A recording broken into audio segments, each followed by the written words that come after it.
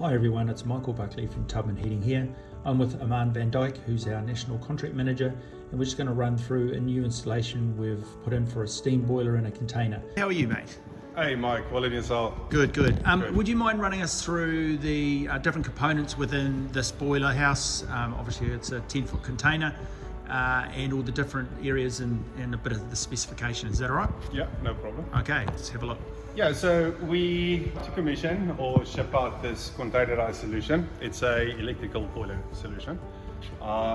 It's equipped with a Siemens boiler out of Australia, 160 kilowatt direct electrical, complete with feedwater tank, simplex water softener, and your dual chemical dosing system.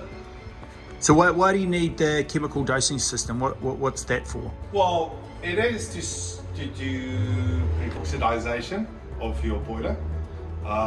So the one part will administer a oxygen scavenger, which will predominantly remove all the saturated oxygen out of your feed water. Okay.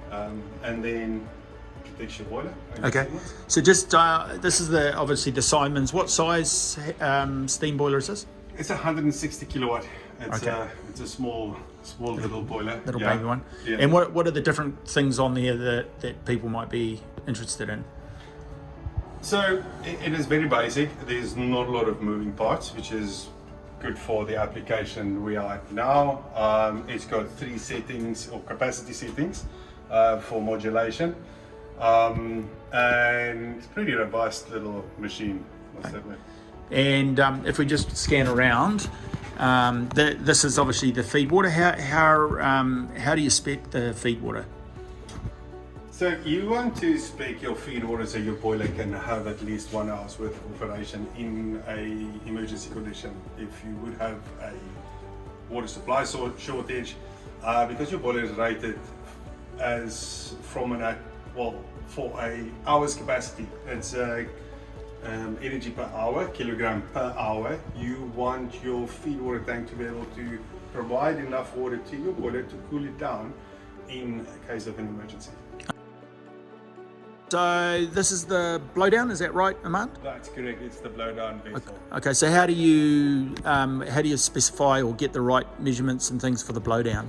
Sure, that's quite a complex mathematics, but in short, the technical aspects behind it is to ensure that your blowdown, continuous blowdown, automatic blowdown from your boiler is cooled down in this tank so that your overflow or your drain, your effluent drain, is water temperature is less than 50 degrees Celsius. Okay. Yes. Right.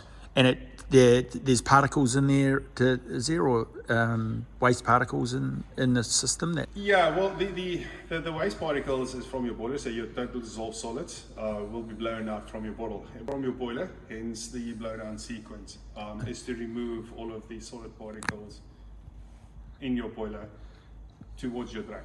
But the 10-bar boiler has got a 180 degrees Celsius water temperature, so your blowdown is 100 plus 180 degrees Celsius.